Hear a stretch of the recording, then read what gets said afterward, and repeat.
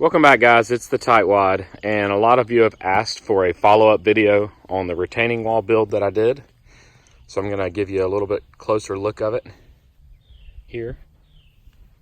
You can see the top board is a little bit grayed and weathered. This is after about 16 months of installation, but the bottom boards look brand new still.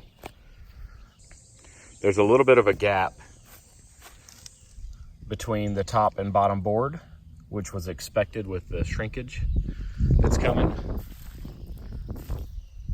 But everything still looks pretty good. There's some staining on the top board here just from where the pound straw laid on it. I'm gonna knock that off with a pressure washer and some of the RestoraDeck cleaner.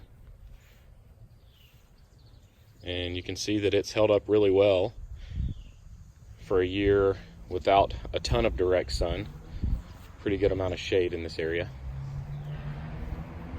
So this is the follow-up video. I am going to stain it soon. I'm waiting on some dry days to be put together so that I can clean it and stain it using the RestoraDeck system all in one day.